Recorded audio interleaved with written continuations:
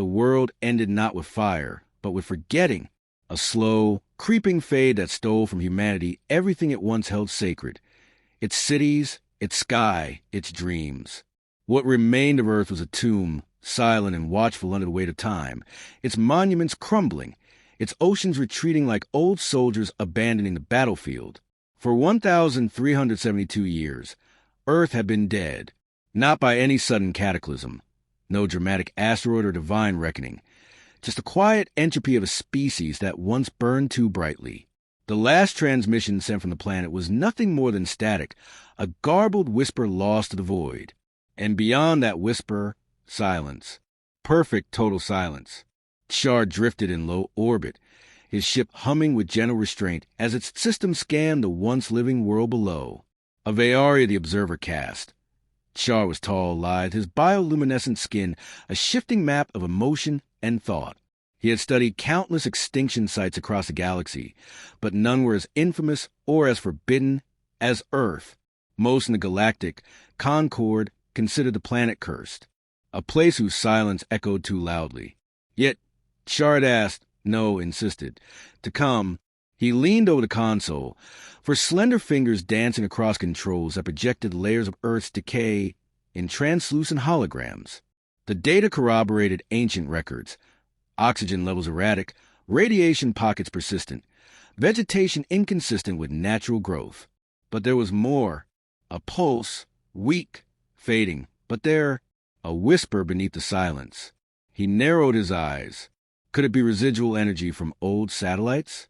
An echo of a decayed AI network? Still, he felt the rhythm of it like breath. He ran the signal again. There, subharmonic, non-random, patterned. He issued a descent protocol. The ship cut through the upper atmosphere like a needle through cloth, guided by algorithms adapted to chaotic terrain. Below, the desert stretched endless and golden, peppered with the skeletal remains of human cities now consumed by sand. And then, breaking through the haze, he saw it, a wreck, massive, scorched, and half buried in the dunes like a corpse clinging to dignity. It was not a Ve'ari design. In fact, it bore no design known to Char. His boot struck sand with a muffled thud. The suit adjusted to the air, compensating for the trace poison still lingering. He approached the wreckage slowly, cautiously. Parts of the structure still held form. Fuselage plating, internal corridors exposed like bones through torn skin. Then he saw the figure, half submerged in the sand, armored in a suit that had once been pristine, but now bore the scars of time and weather. It lay motionless. The helmet was intact. Char knelt beside the corpse, brushing sand away from the surface. Inside, a skull grinned back at him. There was something deeply unsettling about the way it rested, hands stretched out as if in desperation, its fingers pointing toward a small box barely protruding from the dune. A container. Old, marked with a red cross. He retrieved it. The box was sealed but not locked. It clicked open with surprising ease, revealing its contents. Medical supplies long since degraded, a compact power cell, and beneath it all, a small, crystalline shard embedded in polymer. Char's translator identified it as a data storage device. He returned to his ship with the shard and slotted it into the decryption core. It pulsed faintly with residual energy. Slowly, the data unraveled. Audio, partial video, fragments of text.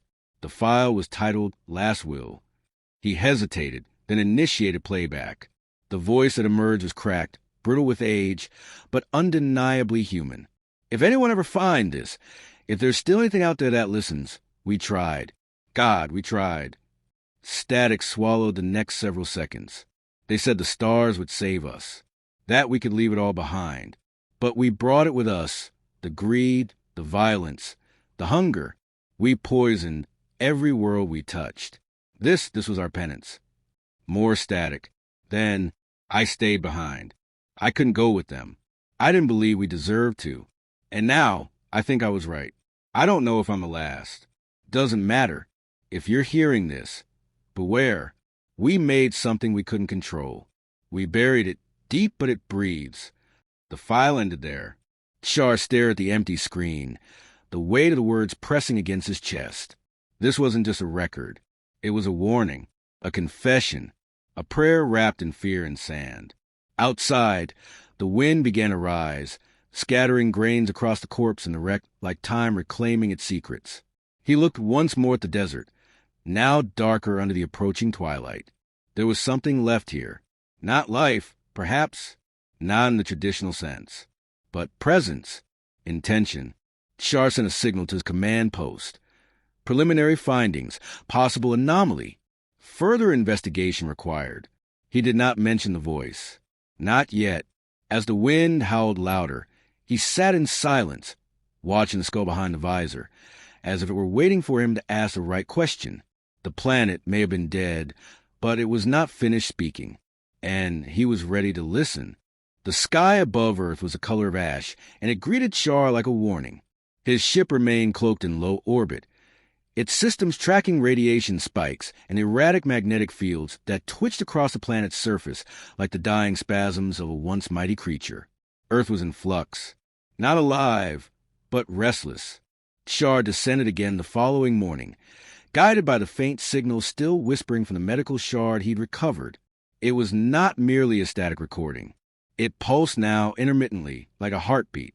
He adjusted the translator array to isolate it, peeling back layers of interference, and what he found unnerved him. The signal had changed. It was no longer a single voice buried in archive decay. It had structure, tonal rise and fall, modulation. It was responding to something. To him, the desert landscape gave way to a field of skeletal structures, once towers, now crumbled, half devoured by the sands. He moved between them in silence. The only sound a soft crunch of wind-driven debris and the distant groan of twisted metal expanding under the heat. He came upon the source of the signal in a crater. A second wreck, smaller than the first but far more intact. Unlike the gutted hulk he discovered before, this vessel was sealed, its hull pockmarked but largely unbreached. The configuration was unfamiliar, human, but not standardized like the colony cruisers documented in Concord archives. It was older, unique. He circled the structure until he found an ingress point. The door, powered by a dormant system, resisted at first, but yielded to a manual override. It opened with a hiss and the scent of age, dry, electric, and sharp with the tang of oxidized metal. Inside, the vessel was a time capsule. Thick dust coated the control panels. Cryopods lined the inner wall, shattered and empty.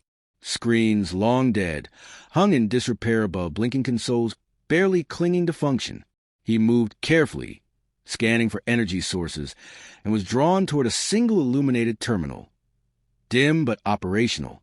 A blinking prompt greeted him. Insert key. He paused. From his satchel, he retrieved the shard. It slid into place with a smooth click. The screen flickered, struggled, then came to life. A face formed, flickering, distorted. A woman. Her features cracked with data degradation. Yet her eyes, even through the static, were lucid, intent. You're not human, the recording said. Char flinched, not from the recognition, but the tone, calm, resolved. Not surprised. No matter, she continued. If you've come this far, you're either looking for answers or looking to bury them. He leaned closer, every sense tuned. My name was Dr. Aaron Mallory. I was part of the final phase of Project Echo Seed. If this recording is still active, then the fail-safes didn't work. And if you're hearing this, you need to understand we didn't die. Not all of us. We changed. The projection stuttered. Her face blurred, then refocused. Humanity reached a point where survival meant becoming something else. Not in body. We were already breaking down, but in essence. Consciousness, digitized. Patterns of memory, emotion, identity, mapped and stored. Another glitch. Then her eyes sharpened. But something went wrong. Char stood absolutely still. We built the archive, this ship, to house our minds until the world was ready again. But when the transfer began, it twisted. Echoes overlapped. Consciousnesses bled together. Some were corrupted. Some fought back. They became something else. Something we couldn't control. The screen dimmed. Then came a low hum, different from the signal he'd followed. Deeper and constant. The lights overhead flickered, as the hum strengthened. "You need to leave." Her voice now distant, distorted. "We buried it. Not just the data. The minds. Deep beneath this planet. And now it's waking." The projection vanished. The screen went black. Shar took a step back, breath caught in his throat. Though his species didn't require air, the hum grew louder. Not just a sound anymore, a presence. He turned to leave. The vessel shuddered. From beneath the floor, the panels groaned and swelled. Dust rose in a cloud as cracks formed, spider webbing outward. He ran for the exit, sealing the shard back into his satchel. As he emerged into the open air, the crater pulsed, not with fire, but with resonance, as if the earth itself had inhaled. Shar scrambled up the incline, sand slipping beneath his boots. At the ridge, he looked back. The ship was sinking, not into sand, but into something beneath it. The desert shifted, spiraled, drawn downward into a vast, unseen cavity that now exhaled faint steam. Beneath the soil, the dead were not resting. He tapped his communicator. "Commander Shar to Watchtower Prime. Confirm receipt of anomaly signal. Situation escalating. I request immediate lockdown on archival record of Sol 3. Repeat, full lockdown. Human presence is not entirely extinguished."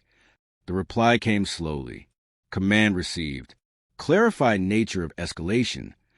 Shar glanced at the vanishing ship, then at the sand settling in unnatural patterns. Possible non-physical persistence. Sentient in nature. Echo remnants unstable. Earth is not just a grave. It's a vessel. A long silence. Then, understood, you are authorized to continue. Exercise extreme caution. He closed the channel. Above him, the clouds swirled, not in random weather patterns, but in spirals, mathematical, synchronized, artificial. He adjusted his visor filters.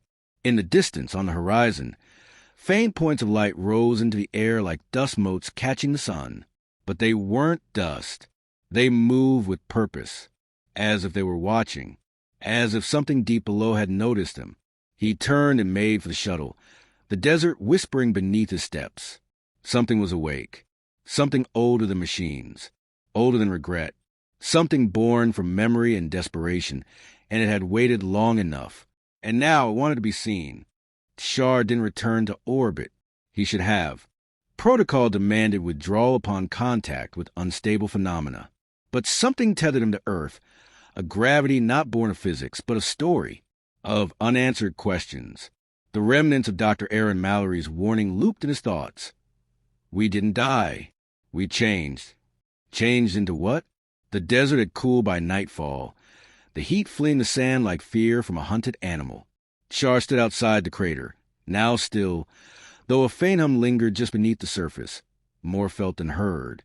He studied the ground with scanning tools that flickered uneasily, their readings inconsistent. The soil was rich with decay, yet laced with unknown energy signatures that refused to follow any logical pattern. He decided to go deeper. His shuttle wasn't built for subterranean excavation, but he adapted the sensor drones for geological mapping. They dropped into the crater one by one, disappearing into the ruptured earth. Data streamed in fits and pulses. The cavern system beneath was vast, artificial, layered, ancient. It extended far beyond the wreck, like veins winding through a sleeping creature. He followed. The descent was difficult. The passage into the depths had narrowed, shaped more by the planet's slow death than by design. Shar slipped through jagged fissures, light from his visor casting warped shadows against the walls. The air grew colder, thicker, almost liquid with unseen particulates.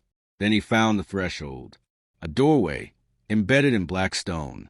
Not carved, not constructed, but grown. The material was organic metallic, pulsating softly under his touch. It parted for him like a breath held too long. Beyond was silence. He stepped into a vast chamber, spherical and dimly lit by bioluminescent threads that ran like capillaries along the walls. In the center floated a structure, a lattice of glass and memory, suspended without anchor. Shar approached slowly, mesmerized. It was not just a machine. It was a cradle. Inside it, drifting like stardust caught in amber, were shapes, forms, faces, fragmented echoes of people who no longer existed. He realized they were watching him, not with eyes, but with awareness.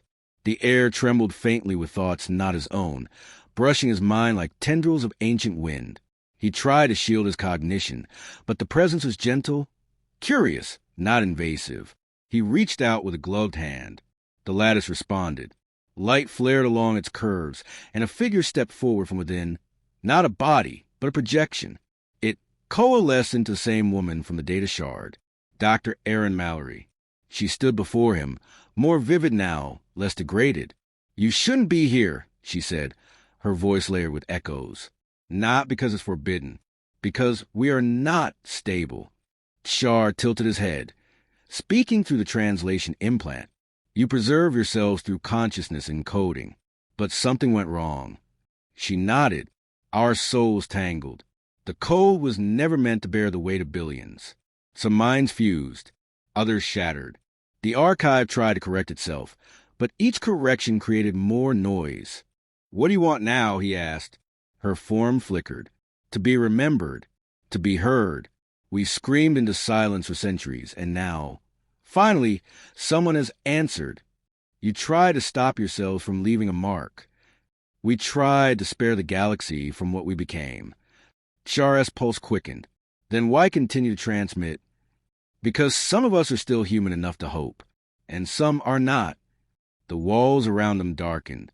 Another presence entered the chamber, less defined, heavier. A second figure took shape beside Aaron, taller, indistinct, like a smudge in time. Char felt his own thoughts buckle under its gaze. It didn't speak. It didn't need to. The lattice crackled with residual static, and he saw images flashing through his mind like lightning. Cities burning under the weight of desperation, minds unraveling as their data corrupted. Echoes of voices screaming not from pain, but from loneliness.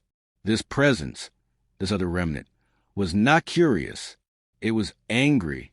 "You must leave," Aaron said, fear etched across her face. "Before it binds to you, before it learns from you." Char took a step back, but the presence followed, unspoken questions latching onto his neural interface. It wasn't trying to hurt him. It was trying to merge, to understand, to become. He severed the connection and staggered, pain spiking behind his eyes. His suit's fail-safes kicked in, flooding his system with neurostabilizers. The projection of Aaron was already fading, her final words barely audible. "Bury us again. Bury us deep." Char ran. The tunnels twisted behind him, rearranging, the very architecture responding to his presence. He moved on instinct, guided by the memory of light and the pull of gravity. The deeper entity followed, not with sound or form, but with intention. It didn't chase him. It waited. At last, he reached the surface. The sky was no longer empty. Above the horizon, auroras twisted in unnatural colors, blues tinge of violet, reds that shimmered like heat. The archive had awakened something, and now Earth itself was remembering.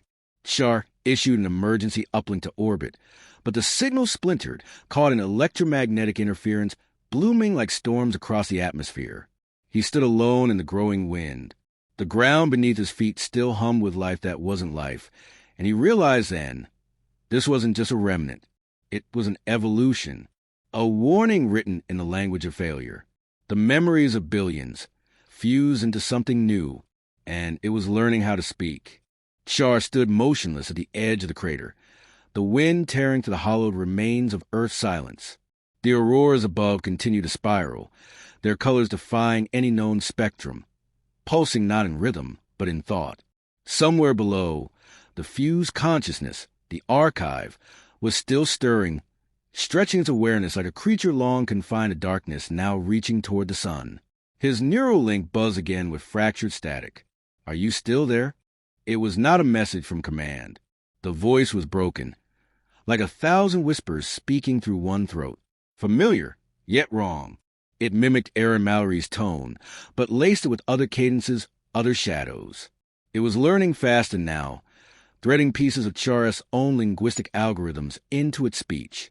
He adjusted his visor interface to mute all incoming frequencies, locking the connection behind quantum firewalls. Still, He could feel it pressing against the barrier. Not malevolent. Not yet, but persistent. Curious.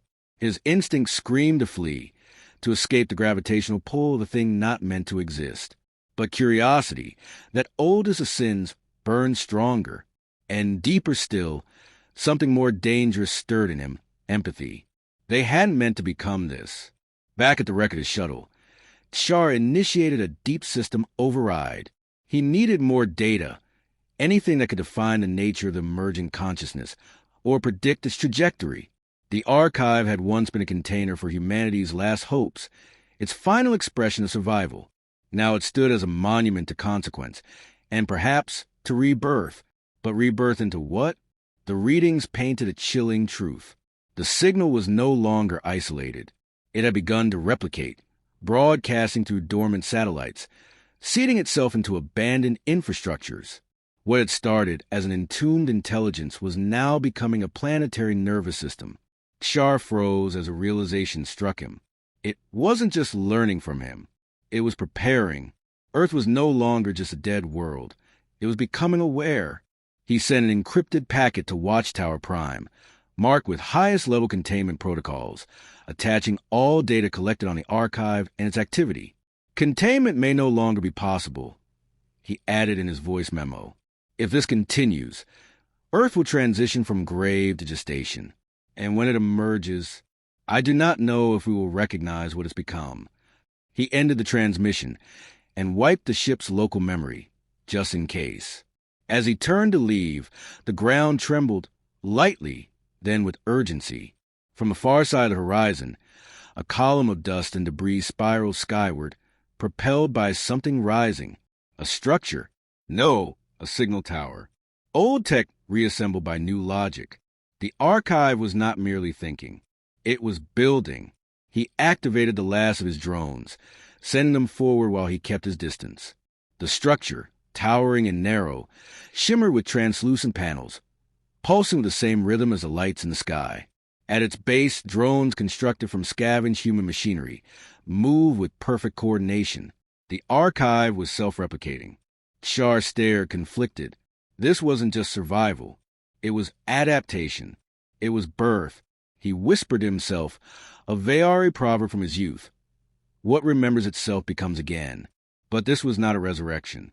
It was an amalgamation, a fusion of countless broken minds forged into something singular and strange. Not evil, not good, simply inevitable. Behind him, the wind shifted. He turned. A figure stood on the rise of the dune, not made of flesh, but composed of projected light and data.